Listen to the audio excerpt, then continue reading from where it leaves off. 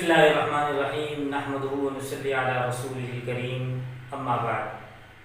بندہ محمد انس منشی، اس ویڈیو میں بندہ آپ کے سامنے دو ایسی اہم باتیں علم تجوید کے بارے میں پیش کر رہا ہے جس سے اس علم کی زیادہ تر چیزیں انشاءاللہ واضح ہو جائیں گی۔ بالفاظ دیگر یہ ویڈیو علم تجوید کا خلاصہ ہے۔ تفصیل میں جانے سے پہلے میری آپ سے ایک درخواست ہے کہ اگر میری یہ ویڈیو آپ کو پسند آئے اور فائدہ مند محسوس ہو تو آپ کو بھی چاہیے کہ مجھے فائدہ پہنچائیں۔ اس کے لیے آپ کو صرف 4 چھوٹے چھوٹے کام کرنے ہوں گے۔ پہلا کام یہ کہ اگر چینل کو سبسکرائب نہیں کیا تو سبسکرائب کا بٹن دبا دیں اور بیل آئیکن بھی پریس کر لیں۔ دوسرا کام یہ کہ اس ویڈیو کو لائک کریں۔ تیسرا کام یہ کہ نیچے تبصرہ خانے میں اس ویڈیو کے بارے میں اپنے خیالات کا اظہار کریں۔ اور چوتھا کام یہ کہ اس ویڈیو کو آپ تک پہنچانے میں جن لوگوں نے میرے ساتھ مالی تعاون کیا ہے نیچے ڈسکرپشن میں موجود ان کے اشتہار کا وزٹ کر لیں۔ اگر آپ یہ چاروں کام کر لیتے ہیں تو میری دعا ہے کہ اللہ تعالیٰ آپ کو دونوں جہانوں کی کامیابیاں اور خوشحالیاں عطا فرمائے، آمین۔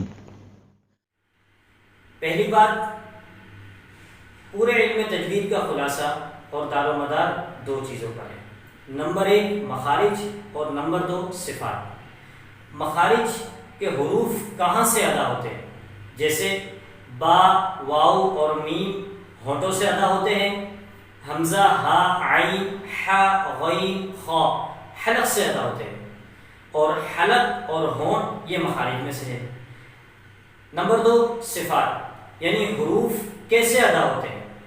جیسے زا، سین اور صاد کو سختی سے ادا کیا جاتا ہے، باقی تمام حروف کو نرمی سے ادا کیا جاتا ہے۔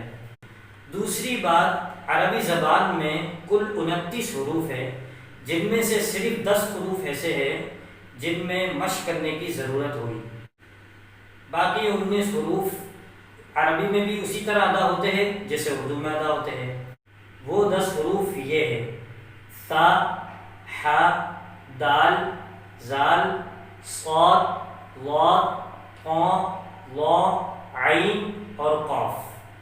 اب میں آپ کے سامنے ایک ایسی سورت کی تلاوت پیش کر رہا ہوں جس سورت میں ان تمام حروف میں سے بیشتر حروف موجود ہیں۔ اعوذ باللہ من الشیطان الرجیم، بسم اللہ الرحمن الرحیم۔ اذا زلزلت الارض زلزالها وأخرجت الأرض أثقالها وقال الإنسان ما لها يومئذ تحدث أخبارها بأن ربك أوحى لها يومئذ يصدر الناس أشتاتا أعمالهم فمن يعمل